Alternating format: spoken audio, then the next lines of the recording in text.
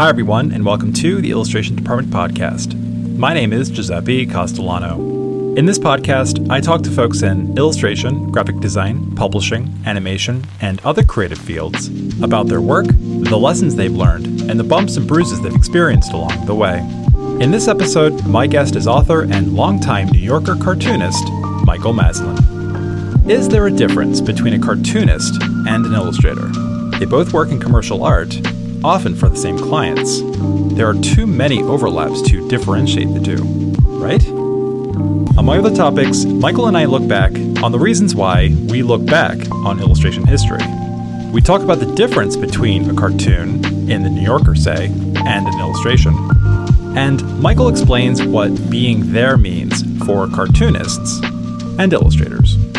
I hope you enjoy our conversation.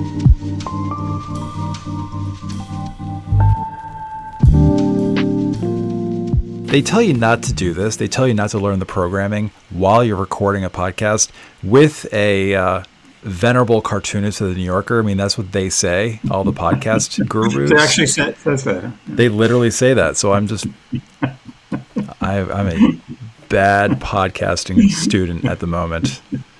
Holy macaroni. Anyways. Well, we started off laughing, so that's good. I'm laughing. I don't know if you're laughing. God, I hope we end laughing instead of crying. That'll be a nice change of pace. No, I'm kidding. Hello, sir. I think this is going to work. Let's try and keep this to a nice, neat hour. We can go be done. It's Friday. Go out to dinner or something. I think Liza's out of town, right? She's way out of town. She's in Switzerland. Yeah, that's about as out of town as it can get. Pretty far away. I should have said this to you before. I'm expecting a UPS delivery all week, and they're now claiming they're delivering it today. It's supposed to be on Monday. So if the truck pulls up, it's art. So I have to run out. It's pouring. I have to run out and get that. So all right, not a problem. Or just keep talking. This is real life, folks. Real life. All right, well, let's get into it and see when the UPS person shows up. By the way, funnily enough, this week, I have a tree that is pretty large right next to my driveway. Branches go out in all directions, as trees are wont to do. One of those branches hangs over the driveway, which I've always loved because it kind of acts as like a little tunnel. It's like a little pretty leafy tunnel that you drive under to get to the end of the driveway. Well, the other day, UPS delivery person knocked on our door kind of frantically. It was like, which isn't normal. They usually just do like quick, like little, and they're off. So I answered the door, and the gentleman said, "I need to show you something." I was like, "Okay. I mean, I can find the package on my own, but all right, yeah, let's show me what's up." Takes me to the tree, and a gigantic branch, 30 feet long, a foot and a half thick, was on my driveway. And he said, I hate your branch. And he said, and he was very, he was very apologetic. He was really cool about it. He said, I've been driving up this driveway for years, never hit that tree once. I'm really sorry. And I'm like, dude, what are you going to do, man? It's fine. Yeah. We're good. So let's hope that the UPS delivery person does not hit any of your trees or does anything to your packages untoward.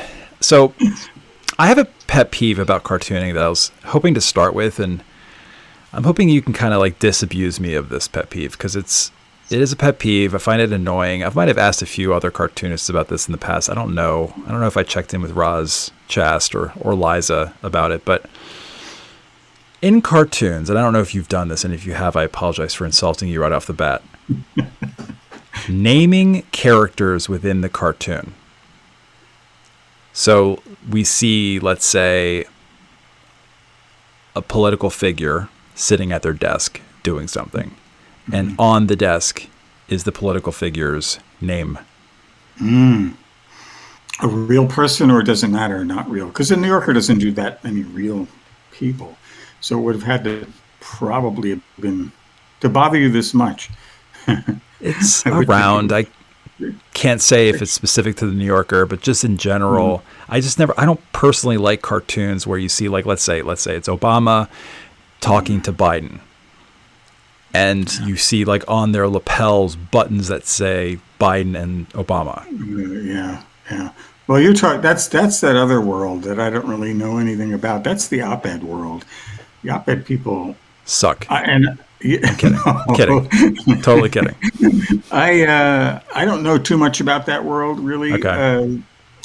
But I know what you're talking about. I've seen enough op-ed cartoons over time where they identify somebody, but that's not the New Yorker world. I don't think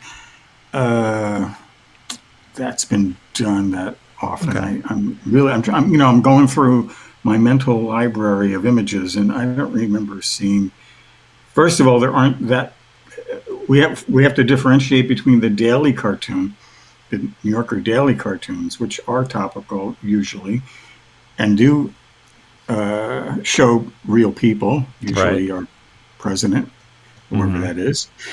Then the magazine cartoons, which are rarely that topical. I think I've done two in all my time there, and one was Bill Clinton, and I called him Mr. President. I think I can't remember. I don't think I used his name. And the other was the Supreme Court. And I just called him the Supreme Court, but didn't have buttons. It was in the caption. Okay. So I think you have to take your pet peeve to an op-ed cartoonist. I will. Send me a recommendation later, and I'll get them on the podcast. Have you talked to Barry Blitt yet? Of course. Well, call him back, and I will. Actually, he won't answer the phone. I tried to get him to play the piano in the middle of the recording, and for a minute he was like, "Yeah, sure, I'll play." And then 30 seconds into it, he said something basically to this effect, like, "What am I doing? I'm not doing this."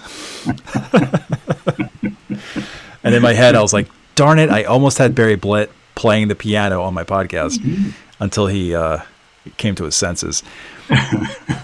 Well, I can play piano, but I can't play piano. We have an old player piano right behind me, but I can't play piano. So I can hit keys for you, but it'll be disturbing. It won't be any fun. Well, Michael, I wasn't going to ask you to play the piano, so it's okay. Thank you. You saved us all a lot of trouble. How did you meet Liza? Was there a section in the Village Voice for cartoonists called Inky Singles? Or was it, actually, this is better, Ink Spillage Voice. How about that one? I did find my dog when I lived in the village. I found my dog in the Village Voice. My great dog, Babar. Nice.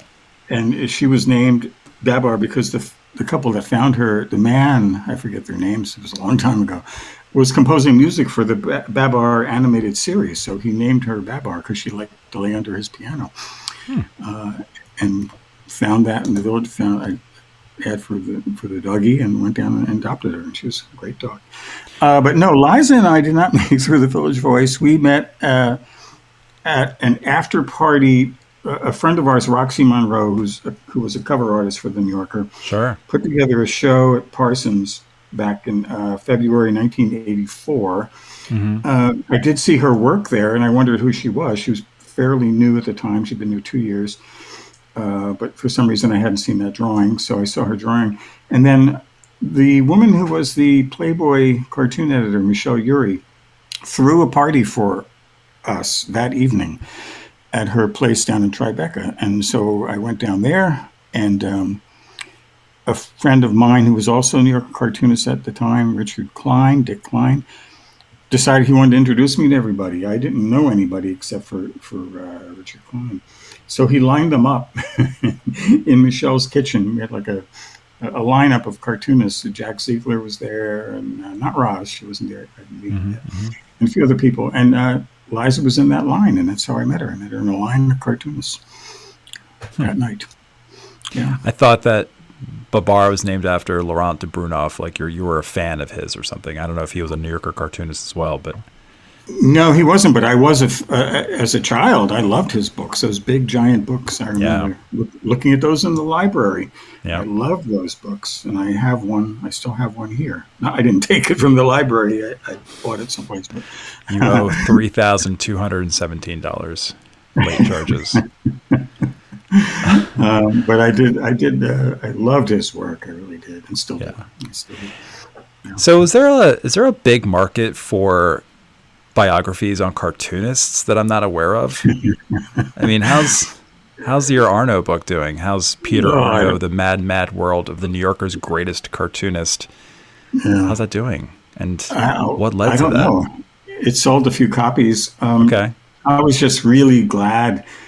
I was so happy that it was published, as anybody is when they're trying to sell a book. And I love to talk to somebody who says, great. "I wasn't that happy that someone published it." I regret publishing that book. Well, I do have something I could say that about maybe later. But at the time, all I want, I've said this to people, I don't expect, having had a number of books published, I've never made a dime on any of them other than the advance. And so I'm not really thinking money and how well it's going to do. I'm just very, very happy. I know it might be hard to believe, but I don't think very so. happy that it's a book, that it's Sure. actually become a book and that other people can share in it. And that's what I wanted for Arno, and it happened. And it's just I'm thrilled that it was published. Thank Regan Arts, and glad it's on the shelf. I'm happy. I'm happy it's there. Well, for anyone who's listening, who scratching their head and going, "What the heck are you guys talking about?" So Peter Arno was a New Yorker cartoonist. Some would say 100 years ago or so, played a huge part in forming the identity of the New Yorker. I mean, you call him the New Yorker's greatest cartoonist. Mm-hmm. I think that this is a book people who are into cartooning or care about this sort of thing, or just want to learn about what it means to be a cartoonist or learn more about this very interesting gentleman. It's a book you want to get. Oh, well, thanks. Hey, guess what? What? Good timing. The UPS guy just showed up. Perfect. Okay. Keep talking. I'll be right back. This podcast is produced by the Illustration Department, a global leader in online education for illustrators. Visit illustrationdept.com for offerings like mentorships and portfolio reviews, testimonials, our alumni showcase, our best-selling Substack, and more. That's illustrationdept.com. And now, back to our conversation. All that great stuff you said about Arno. I just want to say, I don't know what you said while I was gone, of course, but... Oh, just terrible things about you. That's okay. You'll hear it in a few weeks. One of the things that I really liked about doing that Arno book was it gave me an opportunity to talk about the evolution of the art department. I used him as sort of a skeleton in a way, because he was there from the beginning, 6 months into the birth of the magazine, and then he died in '68, almost in my modern times anyway. I missed him by 10 years, I guess, 11 years. But anyway, it gave me a chance to talk about how the magazine developed, how the art department developed. And that, to me, was fascinating. And it's fascinating still because it's ongoing. It's still developing. Sure. So thank you for talking about that. Well, yeah, I mean, Peter Arno, there's so many, oh my gosh, you and I could just talk about Peter Arno for 2.5 hours and not even scrape the surface of how interesting his life was, but that could also be said about Helen Hokinson or Charles Addams or James Thurber. Yeah. The history of the New Yorker and the history of New Yorker cartoonists cannot be separated. It's very intertwined, and each decade has its own stars in that field, in the cartoonist field. And I've talked about this on the podcast from time to time about how the New Yorker started in 1925. Over the next 10 or so years, many of the cartoonists were women. Yeah, the other big star, and you already mentioned her, was Helen Hokinson. Right. She was equivalent to Arno, or he was equivalent to her, and she made sure that she was paid the same. I don't know if Liza mentioned that when she was on, but those were the two biggest stars, and then Barbara Shermund was there, and also a pretty darn big star. Sure. And I'm not going to go through the other names, but yeah, they might come up later. Newsflash. They might come up later. Yeah. Okay. Hint, hint. Yeah, I guess what I'm trying to say is to study the history of the New Yorker. How do I frame this question? Instead of focusing on Arno, like your interest in Arno, what led to that, the stepping stone to that book starts with your interest in illustration history. I think that's what I'm trying to get at very inarticulately. Inarticulately. It's Friday. It's the last meeting of the week. I'm not all there, folks, just letting you know right now. But you get what I'm trying to say. So where did your, not just love of history, but illustration history, where is that coming from? It just goes all the way back to being a little kid. And, who knows how to explain these things, but right. I have these visual snapshots in my brain of certain things that happened as a kid. One of them I wrote about for the New Yorker. I did it like a little graphic thing for them about the first time I ever drew anything. And I remember it so well. I remember it like it's happening right now. One of my older brothers, showed me how to draw a face when I was like 5 or 6. And that imprinted on me so huge. I've likened it other times, I guess humorously, like what I've heard of people when they were born again. The light shone down. Well, when I drew that face, my brother John said, "Here, why don't you try?" And I drew a circle, little eyes, and a nose, and some hair. And it was an amazing moment. It was a brand new giant thing for me, and that started it. And then, of course, comic books and Sunday comics, all that stuff was very, very special to me. And it all seemed to, I don't know, it was that other world, It was the other world that I just loved. I was okay with the world I was in, the day-to-day world, but I really liked the comic book world a whole lot. So it all began then, very, very young. It was like thrust upon me, I didn't go looking for it. It was just there. All of that fed into, drawing. I was drawing, plus I was loving what I was seeing out there.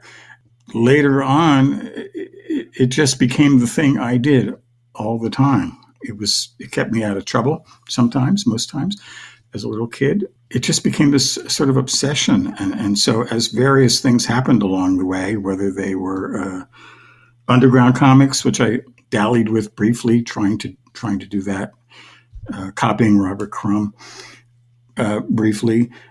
The big moment, maybe you probably know this is coming, the big moment for me, just like learning to draw that face, was discovering James Thurber. Thurber, other than getting married and having children, was like the biggest thing that ever happened to me in my life. It just completely changed everything and got me into this whole New Yorker, this love of the New Yorker and the characters that are at and were at the New Yorker. So that's where the history thing came out. It just happened. It just came to me, and it turned out that it was something that I'm still obsessed with it, I suppose. Illustration history didn't come to me until Dennis Dietrich. I don't know if you've ever met him. No, I don't know. He's tied to the Society of Illustrators. He was a president, I think, at some point, but he was my illustration history instructor, professor in grad school. And of course, up until that point, I was aware of the fact that illustrators existed throughout time, but I was never really that concerned or that even into what their stories were, what their lives were like. Who are the illustrators behind the things that I like? And I think that was the big question, is like, I really love, let's say, the illustration on the cover of Super Mario Brothers 3. Who illustrated that? And I went and found who it was and learned more about that person's life and started writing about it. And then this, for me, started around 2018 or so, 2019. And it just helped me, first it gave my brain something to think about other than negative thoughts at the time for me. And it was a way of just exploring kind of, it's going to sound cheesy, I guess, but kind of time traveling a little bit and just learning more about who were the people behind the art that I enjoyed. Surprise, surprise, the stories are sometimes way more fascinating than the work they created. Well, I'm with you on that. I'm with you on the time travel and that idea of finding out who's that part of my obsession is I feel like so many of these cartoonists, the New Yorker ones, I don't want them to be lost to time. I want myself to know who they were if they were obscure, and I want other people to know. So I hear you what you're saying, and it is interesting to find out. Sometimes it leads to interesting places when you go into somebody's life. You find out that they really weren't a cartoonist. They were a fine artist. A lot of them were fine artists, Oh yeah. Or they went into comic strips, or they did this or they did that. But these stories, I just feel like these are important stories. It sounds like you do too. Yeah, and this isn't going to be a good example, but it is a decent example. If I had more time to research and dive into this is sort of off the cuff. But Charles Addams died in his car from a heart attack. Yeah, isn't that correct? Yes, that's what I've heard. I think it might be in his Times obit. I can't remember if it is or not. I'm pretty sure I'm right. So Charles Addams, for folks who are like, that sounds familiar, the Addams family, but he should be known for more than that. He was a prolific cartoonist for the New Yorker and a really interesting dude. Kind of the guy you'd think the Addams family creator was. Like, he was into that sort of thing. I think he got married in a graveyard, if I'm not mistaken. That's right. Yeah. There's a great biography, the only biography Linda Davis wrote, came out a few years ago. It's out in paperback. Very good book. And, I have a connection to him, a real connection to him. Oh. I'm trying to remember the year. It's about 4 or 5 years after I started at the New Yorker. I got a phone call from Lee Lorenz, who was the art editor at the time.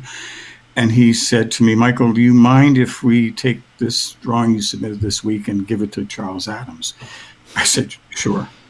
Of course. What an honor. No. And it was. And so he did this drawing based on my idea. It was turned out to be a full page in the New Yorker of a giant store, like a department store, and all the shelves are empty.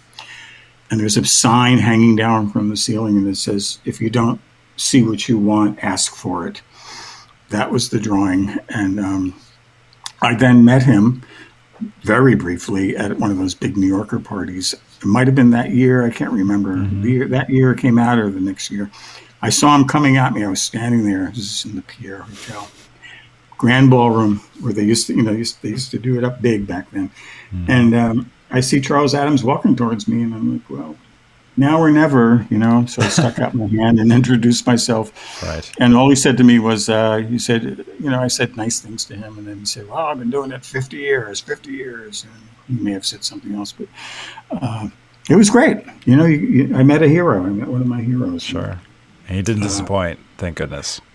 Yeah. And I let him go. I didn't keep him. Yeah. Good move.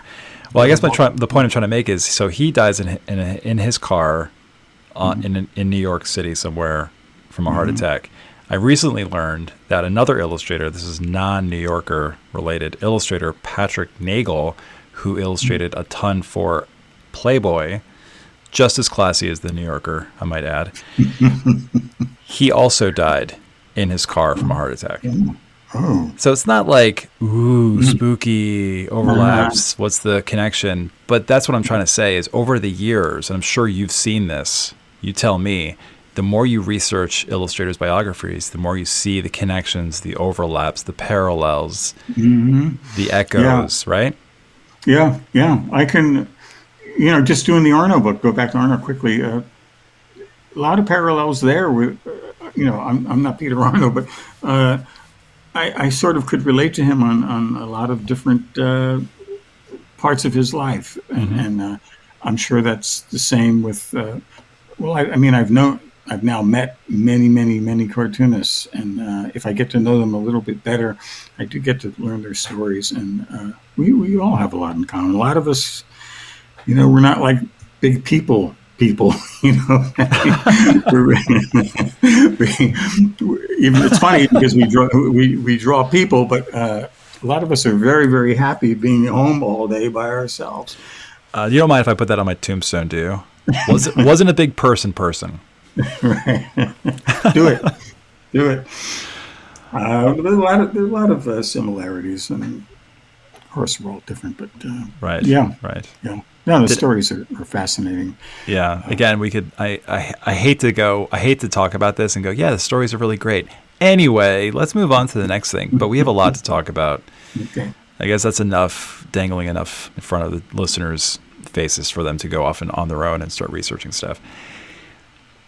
You mentioned, the title. I don't know if this was your title or SNS titled it for you, but greatest cartoonist is a bold claim, sir. Yeah, it wasn't me. It was not me. I had a different title. Didn't sound like you. Yeah, my title was Mad at Something, because Arno said, you don't do this kind of work unless you're mad at something. And I thought, oh, wow. Yeah, I love that title. But I fought for it. I wrote the publisher Judith a letter. Reagan. Yeah, I wrote her.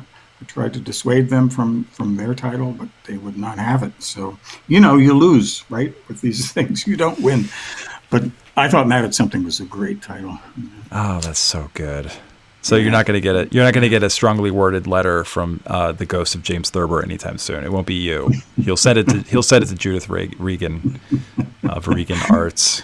She's a character. We're not talking about Judith today, but man, check out her Wikipedia you worked page. For Holy mackerel! Yeah. I do think he was. I don't like these, bests and greatest and all that kind of stuff. Right. I really don't. I find that very uncomfortable. I think he was one of the greatest. We obviously have had many greats, many greats there, and he was one of them. But he was absolutely important in the early days of the magazine. He really was important. They translated that into greatest. It's their, right, I suppose. But important doesn't really. You didn't slam your hand on the desk. You were like, "This is an affront to my artistic integrity. I refuse." Yeah, I wasn't pleased. But and they're like, "Dude, the advance is $3,000. What do you want?" Don't confirm that or deny it. What makes a cartoon great? I know you've never been asked that question in your entire life. I think maybe once and I think I said I'll say the same thing. I don't know. I don't know what makes you great. I have no idea. I mean, we can talk about what are great cartoons and look at each one. It's probably a case by case basis. I'll tell you what my favorite cartoon is. Okay. I don't remember exactly the wording. It's Sam Gross. Mm-hmm. There are two snails in the foreground. There is a tape dispenser in the background. And I think one of the snails is saying to the other one, "I don't care, she likes me." Right. I think he left out the tape. He might have said, "I don't care if she's a tape dispenser, or she loves me," or something. Yeah, or exactly. Love her. Something like that. That's a great cartoon. And like I said, case by case. Why is that a great cartoon? Well, it's drawn beautifully. Sam drew great. And it's one of those things you remember. I don't know if they're always cartoons we remember. I look at old New Yorkers all the time, and I'm always coming across drawings. I think, oh, this is great. No one remembers it, I'm sure, from 80 years ago or 90 years ago. Mm-hmm. But why do we remember Sam Gross's tape dispenser? I don't know. Well, in some cases we do know. Like Peter Steiner's famous on the internet, "Nobody Knows You're a Dog," or Bob Mankoff's, Thursday's not, good. How about never? They relate. They relate to these things, especially the internet one and the Mankoff one. They're memorable because these are these are better than refrigerator cartoons. These are things that people can feel, I suppose. Right. That's a good one. Yeah. I need to use that at some point someday. Hey, you want to go out tonight?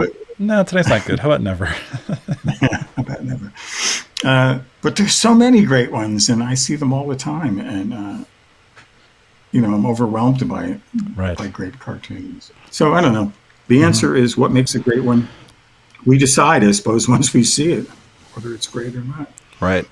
Greatness is in the eyes of the art editor of the New Yorker. Yeah, I well, kid. and the people and the readers too, right? Yeah, The well, readers, it's got to get to the art editor through the art editor first, as you were right? aware in the early part of your career. I mean, you didn't just decide to be a New Yorker cartoonist and boom. It wasn't Lee Lorenz at the time, right? Who was before him? James Garrity. He's the one. Right. Yeah, he started in '39, He started in taking over from Ray Irvin. Wow. He started in 39 and he was rejecting you when you were starting out in the mid 70s. That's right. Yeah. Holy mackerel. Yeah. He rejected me until, he left in '73. So, And you were like, good riddance. 2 or 3 years, I guess. And then Lee rejected me for another 3 or 4 years. Nice. But, as I've said recently somewhere, one of these, Lee was keeping up with tradition. He was keeping up with tradition, and I think I deserve to be rejected. I really do. I think I've looked back on these things, and I don't think they were very good. And so, as I've said not too long ago, I think they both did. Garrity certainly did me a favor. They were terrible drawings, and Lee also, I think, did me a favor by letting me apprentice without getting paid for 3 or 4 years, and figuring myself out. And that's what happened. That was kind of the way it was. There are always exceptions. People, Chast was accepted, I believe, on the first try. And then we have the other end of that. David Sipress, famously in his recent memoir, tells us about his 20-some years of being rejected. So, the rejection is all over the place. But I still feel like what was meant to be was meant to be, at least in my case. Yeah. Well, it got better in August of 1977, which, by the way, was an excellent year in my opinion. The New Yorker bought one of your ideas. Yeah. That's the good news. Yeah. The bad news is they handed your idea, just like they handed your idea to Charles Addams, and that was fine. But this is your first. And they said, yeah, sure, we'll buy it. We're just going to go ahead and hand it to Whitney Darrow. He'll illustrate it instead. Correct me if I'm wrong. You were paid for your idea. That's right. But you weren't credited for the idea when it was published a few months later. That's right. I mean, that was tradition. No idea writer was credited. No, I know, but you couldn't really say to friends and family you were finally in the New Yorker after 4 or 5 years. Yeah. That couldn't have been a pleasant experience. Or maybe it was. Maybe it was.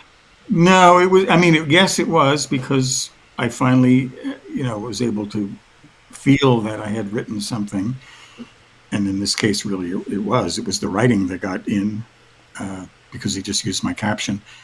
But it was a simple fortune teller drawing, and he did his version. I had done mine, but it was the writing, was the caption that sold, and that was very nice to know that I had finally broken in. But yeah, as you say, the other part was really confusing. Up to that point, I did not know that they were doing that.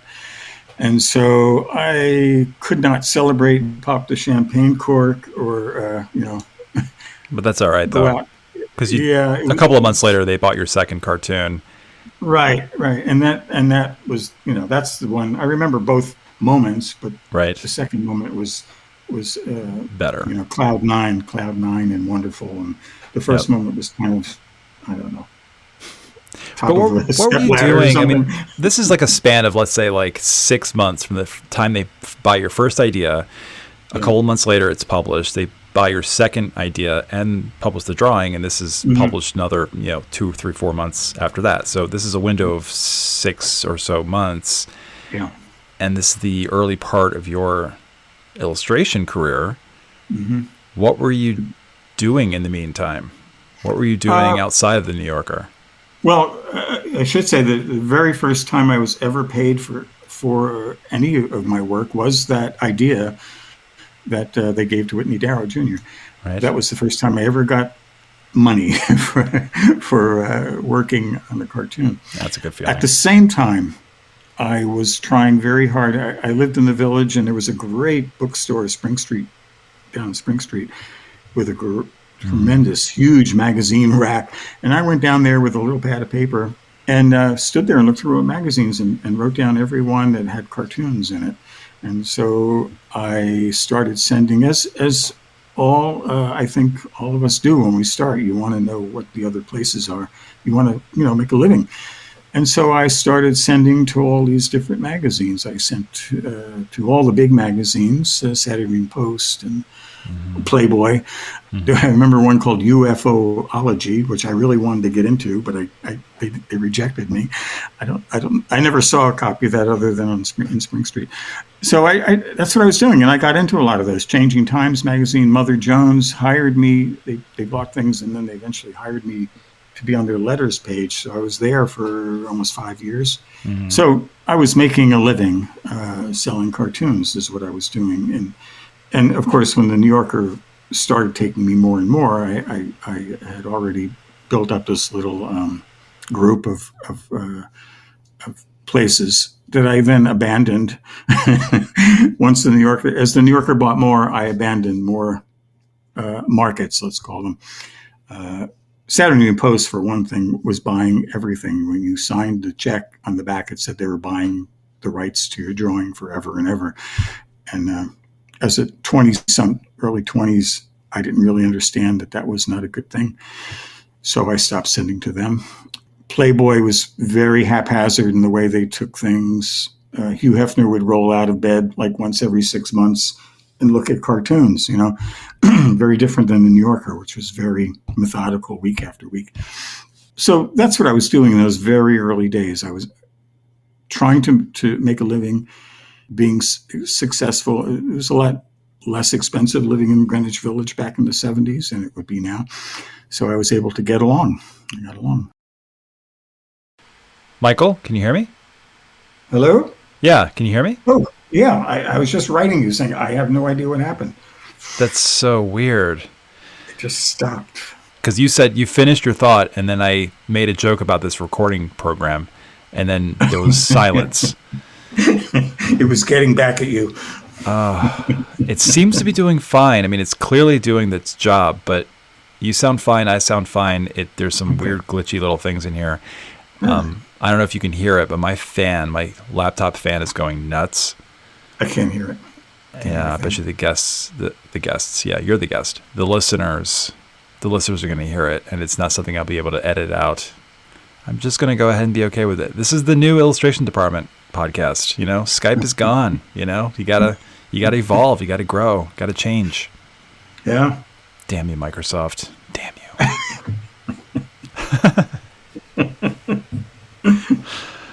All right. So, is there a difference between a cartoon and an illustration? Why don't cartoonists call themselves illustrators? Maybe that's not a properly worded question. But you hear cartoonist, like, what are you? Oh, I'm a cartoonist. Well, isn't a cartoon an illustration? So shouldn't you just say I'm an illustrator? It's not a complicated question or answer. Well, either one. But I think there are lines. I'll draw some lines. Please do. Very okay. Well drawn lines. Go ahead, sir. Okay. The simple answer is, for me, and anyone can challenge it, of course, is that an illustration is a drawing that is done prompted by either text or let's say a suggestion by an editor, like let's do a cover this week showing our president doing something, I don't know, whatever. Right. That to me is illustration. A cartoon, it's going to get a little murky here, but a cartoon, and I'm already putting an asterisk up in the air with this explanation. Yep. A cartoon is something that is self-generated, that does not come out of being influenced, that will accompany text. Okay. So when you see a New Yorker cartoon, they were very, very, and they still are, very, very careful not to run a cartoon next to text that somehow has to do with the cartoon. Okay, so that, in their minds, it's very clear. We cartoonists are not drawing something that is also being expressed in text on that page. Right. Okay, so independent. Independent, that's a good word. And You will see illustrations, obviously, in the magazine that are next to text. That's because they are referring to the text. So that's all clear, I think. It gets a little murky when you have people that are working with a writing partner. People have yelled at me because on my website, Inkspill, when I list cartoonists who are duos, I say that the duo, I consider a cartoonist and a idea writer as one. They are producing one thing, even though there are two of them. And people have written me and said it's not fair. The person writing it is also a cartoonist. And I said, well, they're not really, because they're not drawing. A cartoon, we know the word cartoon comes from, these simple line drawings. If you're just writing and handing your written word to somebody that's drawing, why should you also be getting credit for drawing it? That's where I think it's a little bit murky. I'm not passing judgment on collaborators, cartoon collaborators. I'm just saying that I think if you work as a team, one of you is the cartoonist and one of you is the writer. And if you're an illustrator, your writer is whoever you're working off of. You're reading an article, you've been handed an article by your editor, and you're been given the task of finding some gold in there to illustrate. Am I right about that? Yes. Good. That definition was about as succinct as the directions I had to look at to figure out how to record through Teams. That's about as clear as that. Equally clear. You're saying, well, it's independent. It comes off this idea. I mean, we just kind of debunked that, didn't we? When you provided the idea, aka the prompt, for Darrow to illustrate. Well, I didn't provide it for him. I provided it for myself. I guess a children's book writer could be like, I didn't provide the art notes for the illustrator. I provided the art notes for myself. I'm being kind of purposely jerky here, Yeah, no. I think it's good to clear it up. But go back to that Whitney Darrow thing.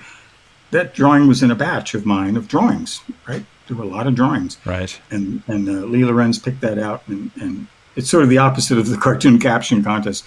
Instead of for the caption contest, they strip the caption off and give you the cartoon. For mine, they stripped the cartoon off and gave the drawing off and gave Whitney Darrow the caption. Got it. But I did not provide that to him. I accepted the idea that he would be given that, but I did not do it with Whitney Darrow Jr. in mind. I did it with me in mind. This is what I want to do. Yep. And it was a whole piece. It was of a piece. Yep. So that's a big difference. Yeah. If they had come to me, here's the difference. If Lee Lorenz had called me up and said, Michael, I want you to do a fortune teller drawing for Whitney Darrow, and I had come up with that idea, that's illustration to me. That's a form of illustration. That makes sense. Yeah. I'm the only one who doesn't understand what that meant, but I'm pretty sure that was a clear definition. Once I edit see you in court. I'll see you in illustration court. I'm sorry for defaming you. Once I get to editing this, I'll listen to it again. It'll all be gone. Yeah, no, it'll all be there, and I'll go, what was I talking about? This sounds perfectly. It's a perfect definition of separation between these two. I've done illustrations, a few, and it's for me it is completely different. I did some illustrations for Consumer Reports some years ago. It's so clear to me. It's here you are. This is the thing you're going to illustrate, versus me sitting here at home out of thin air, coming up with an idea with absolutely no incentive other than I'd like to draw something today. Right. It's very, very different. Michael, I'm going to be the one pausing for a second. Okay. I'll be right back. I need to get my charger. Apparently, this new program I'm using is just eating up my battery life. I'll be right back in about 2 minutes. All right, I'll play piano while you're gone. Oh.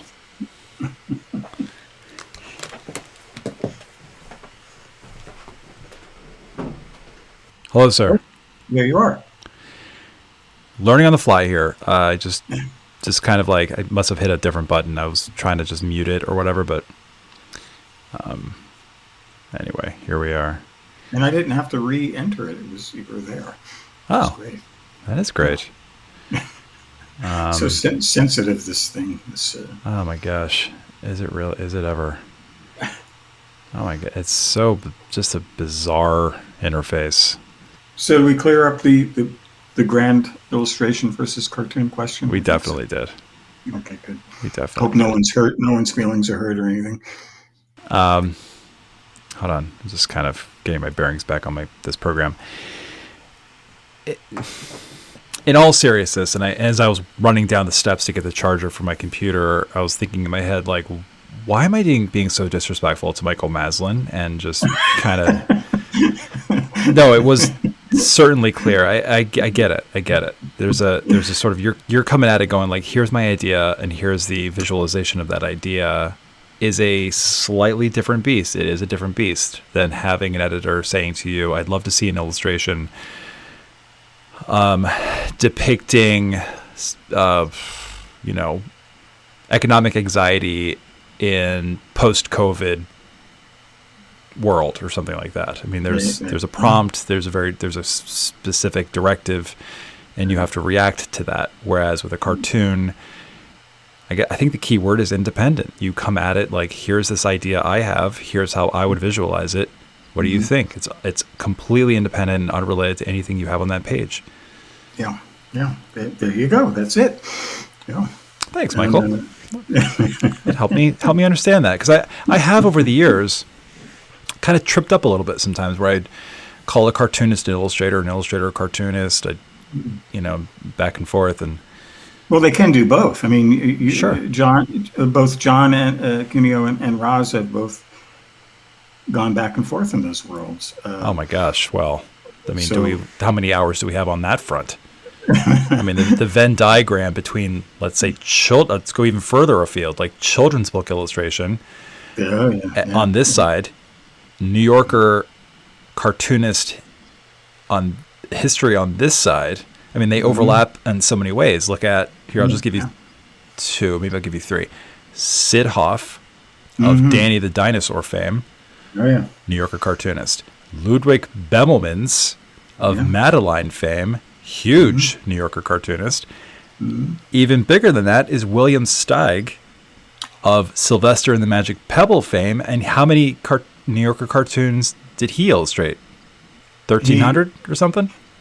He may be the most, not most published, but he may have contributed more. I don't have those numbers. They're in a safe somewhere, I'm sure, in New Yorker. But he's at the very, very top of all-time contributors, cartoonist contributors. Yeah. He and Lee Lorenz and James Stevenson. James Stevenson also lots and lots and lots of children's books, as well as many, well, way over 1,000 cartoons. So yeah, you're right. When I started, I thought in my own small little world there, I thought, well, I was seeing so many New Yorker cartoons doing children's books. I thought, I guess this is what I should do as well. This is the other thing you do. And I did try that, and I was shot down very early on. I remember I went to a publisher, and this editor told me, she said, "These are for adults, these books. These children won't understand these."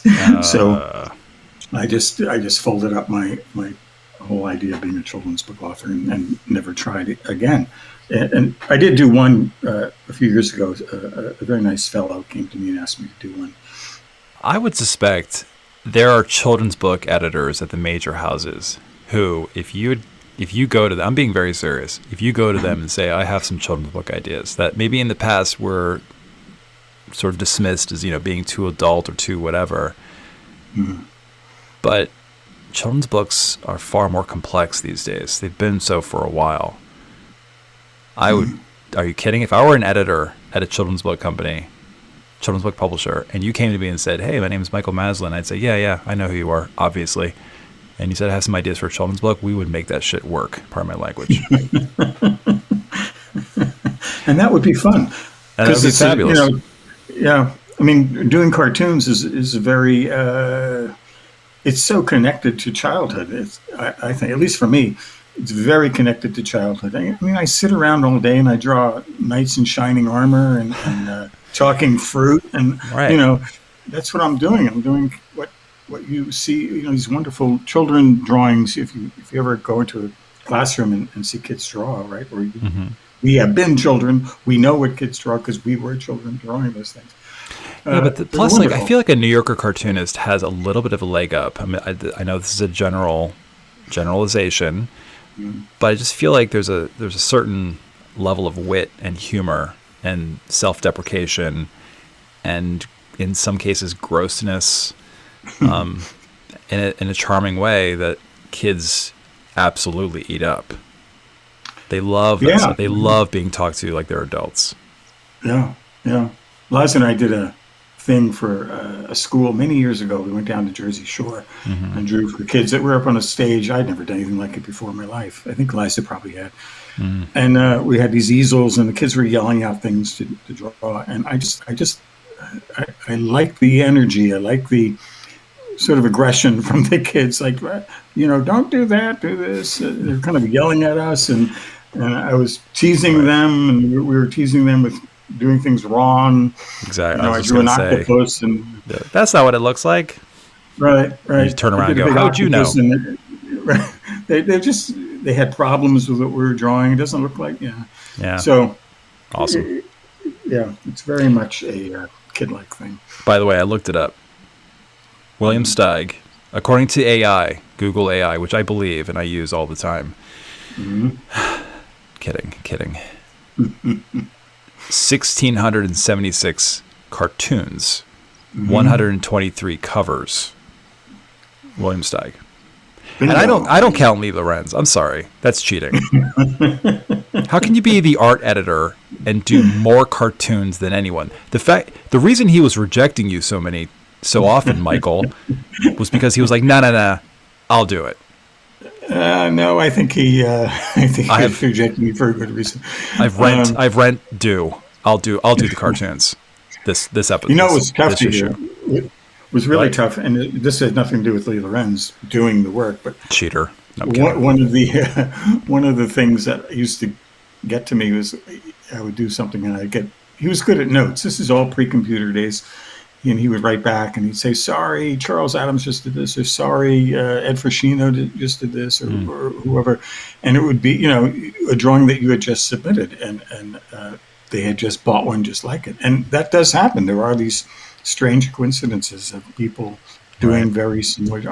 I did a drawing once that they published. It was a multi-panel drawing back in the 80s of a doorman, and the little carpet he was rolling on rolled him up. Once the person he was getting a cab for stepped off the carpet rolled the doorman back up into the building. And many years later, I bought some old New Yorkers, and I found I believe it was a Barney Toby drawing. It was like the same idea. Of course I hadn't seen it. It came out when I was like 3, but it was the exact same idea. So we do things that are similar, but it always hurts a little bit when it's like that week. So-and-so just beat you on the toaster drawing with the, Right. But that's part of this life. It's, I'm not complaining. It's just, it's fun. How many fights did New Yorker cartoonists get into with each other? With each other. Or others? What do you know, Michael? Well, Arno, of course, I was going to say to you before when you said Thurber's life and Helen Hokinson's were as interesting. I was going to push back on you a little bit and say, not quite as interesting as Arno. Not that many people were arrested on gun charges and had fist fights on railroad platforms. Only him. That's last weekend for me, but okay, keep going. No, we're pretty much a gentle breed. I think I don't know of any fights. I saw a scuffle once, but I'm not going to name any names at a party.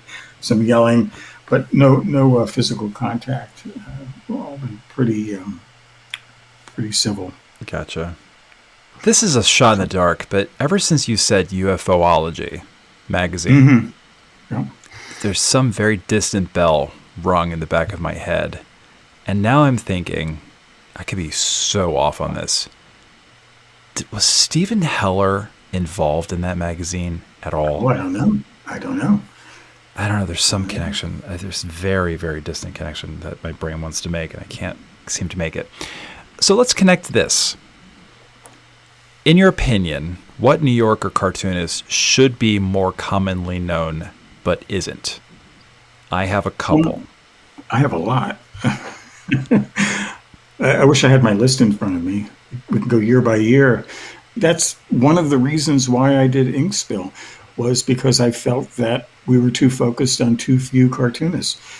Everybody knows Charles Addams. Everybody knows Steinberg. Not everybody knows some of the other folks, but Right. And then it drops off. Thurber, of course, people know. And in modern times, they know Ross Chast. Liza. They know Liza, of course, yes. And in even more modern times, they might know Ed Steed or Liana Fink.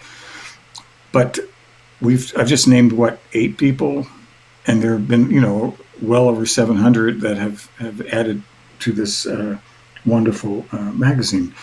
So there's a lot of people that aren't known, and Jack Ziegler would be one of them. I don't know who that is.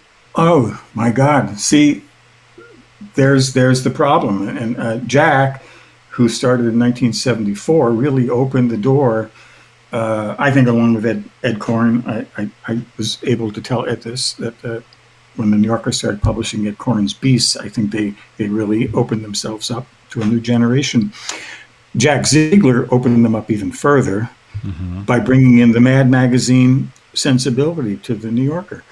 The wacky, the crazy, and he was the early god in that wave of the 70s that brought in Mankoff and Liza, Donnelly, and Mick Stevens and Peter Steiner, and myself. Jack was the first one to get in. I try on Inkspill to mention him as much as I can. I did an interview with him about a year before he died. It's on there, and I encourage people to read that. Incredible artist and a great guy. How about this? Let's do a little bounce back, little ping pong, little table tennis. What's that new one everyone's playing? Starts with a P.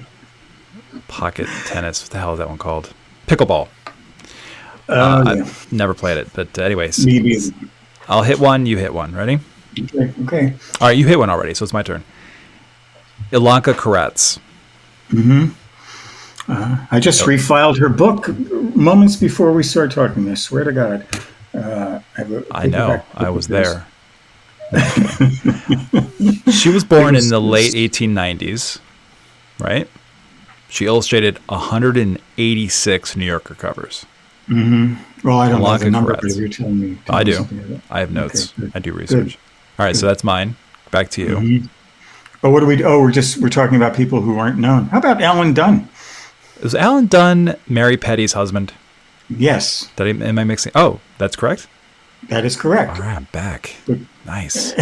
And, not everybody, but a lot of people know Mary Petty, remember Mary Petty. But in my experience, if you say Alan Dunn from a stage, nothing. It's quiet. Nobody knows Alan Dunn. And here's the thing.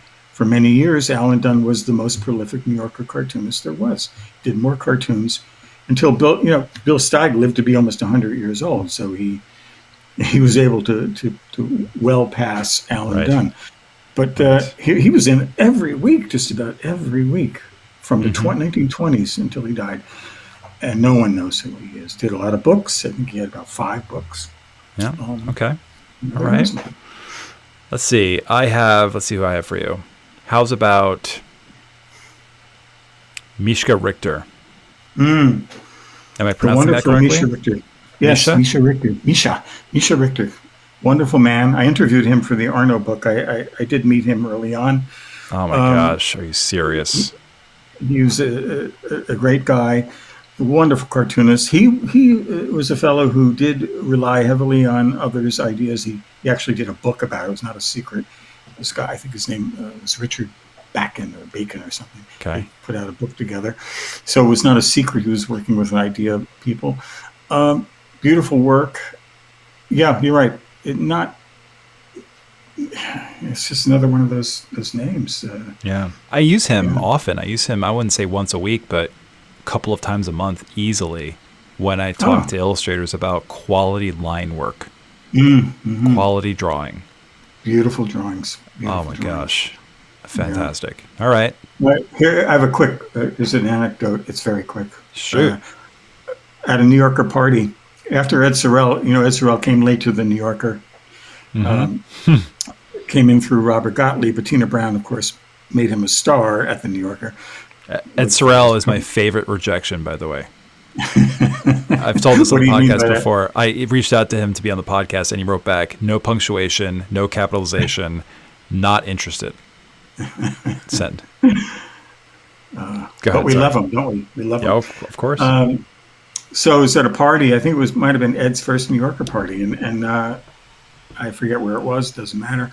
And there was Misha Richter sitting by himself at a table, and I thought, this will be great. I'm going to introduce Ed Sorel to Misha Richter. So I did, and they sat next to each other. And as I walked away, I could see they were both. It looked kind of like those parades in Moscow where the generals are just staring out onto the street. They were both staring forward, not talking to each other. They had nothing to say to each other. But I did my duty. They could have been fast friends, but it's like absolutely nothing to say to each other. Oh, that's outstanding. Yeah. All right. Well, whose turn is it? Your turn. I said Misha Richter. How about Frank Modell? I don't know who that is. Another person who did a huge number of children's books. Look him up. What? Frank Modell was James Garrity's assistant for many years, and then came into his own right at the magazine. He was one of the guys who, lovely man. One of the guys who led James Thurber around when Thurber could no longer see. He'd lead him around in the magazine. Wow. But Frank was incredibly productive. He's up there in that 1,000 club. There's a small group of people that have contributed over 1,000 drawings, and Frank is one of those. And he did a lot of children's books. Tremendous guy. All right, let's finish with one. I got one that it'll just, you won't know who this is, and I'll win the game. Are you ready for this one?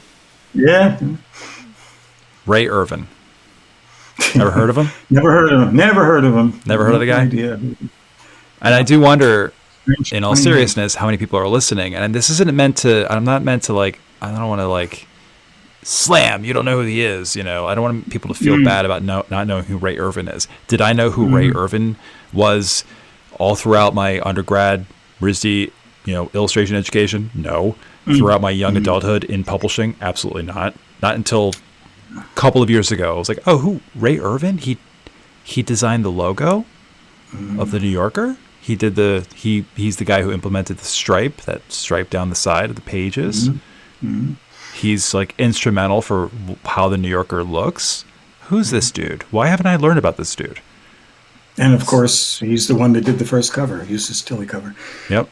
He adapted that type from a man named Alan Lewis, who did a book called Journey to Baghdad. And Ray Irvin saw that and asked Lewis if he could use the typeface, if he could expand on it. And this is all documented, by the way. It's in the New York Public Library. Yep. Lewis said, go ahead, go to it.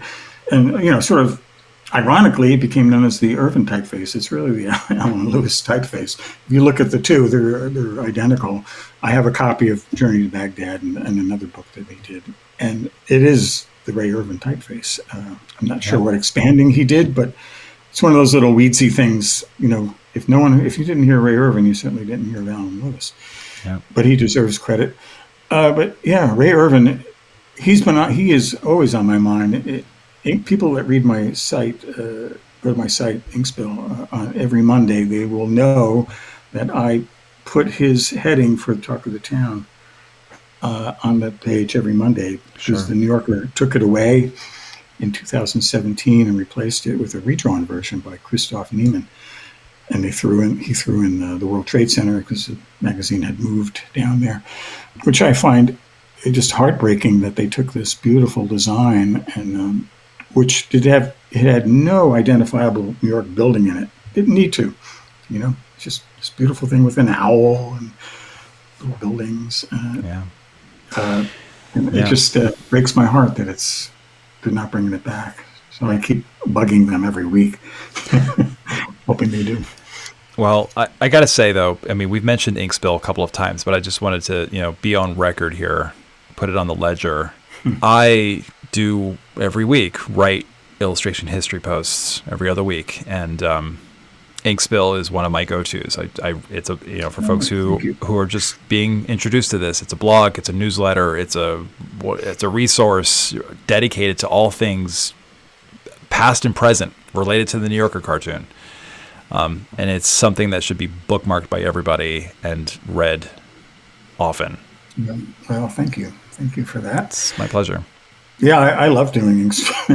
It's part of my day and part of my evening. Same, Michael. It's like I'm having too much fun researching illustrators' biographies and writing, 2,000, 3,000 word posts about them. It's a pleasure. It really is. It hasn't gotten boring yet. Isn't it fun when you find out I don't know how you work, but occasionally I'll just think of I'll see a cartoonist work in the New Yorker from an old issue, a really old issue. Yeah. And I'll think, I don't know anything about that person, and go to the internet, like nothing. I find nothing.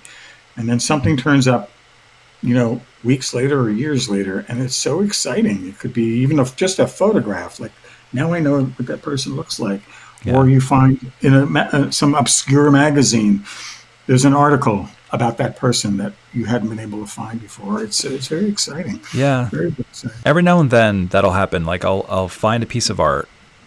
Here's a perfect example. This is a perfect example. None of this is made up. These are facts here.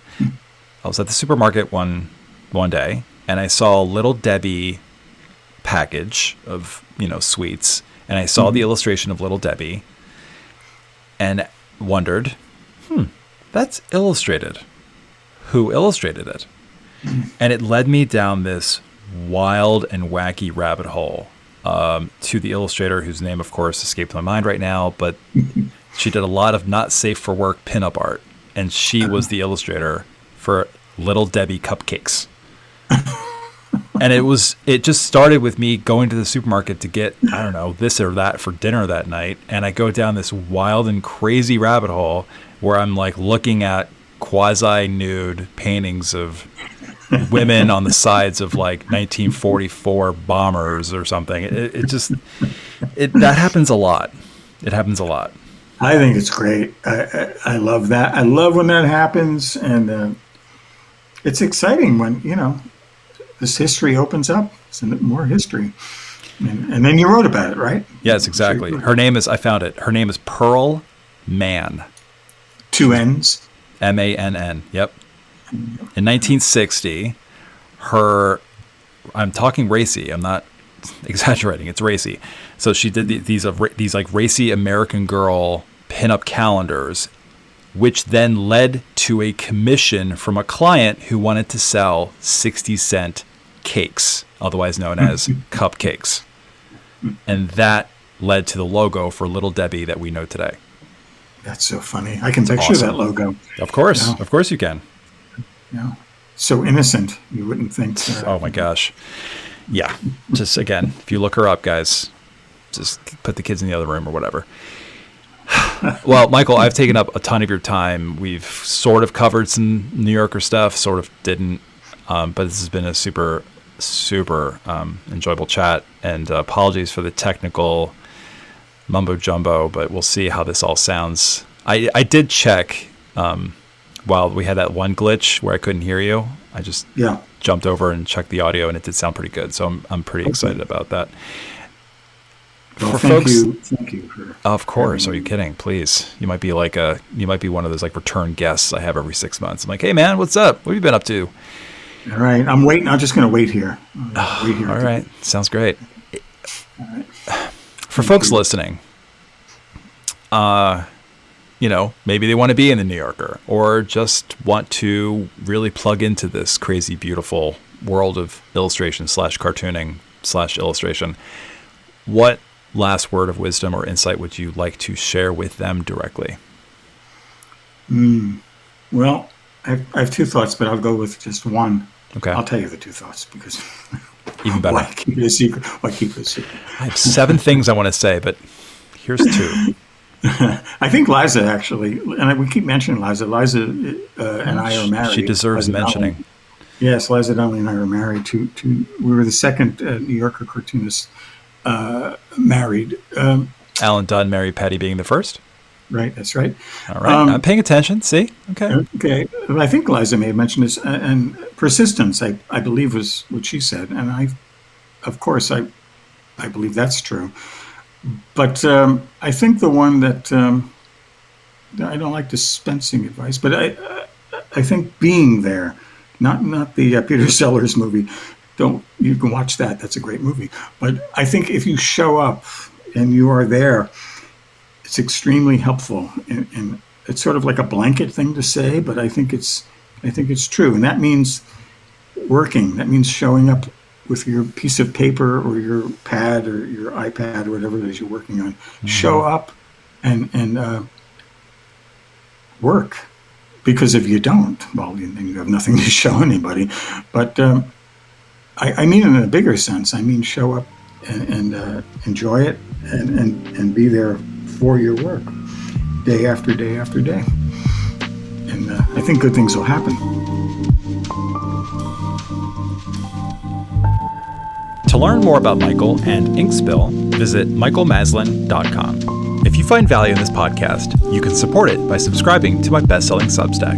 For $5 a month or $50 a year, you will access hundreds of articles on the art, practice, and history of illustration, unlock bonus podcast episodes called Extra Credit, and connect with other members of the ID community. Join me on Substack by visiting illustrationdept.substack.com. Thank you so much for listening. Until next time.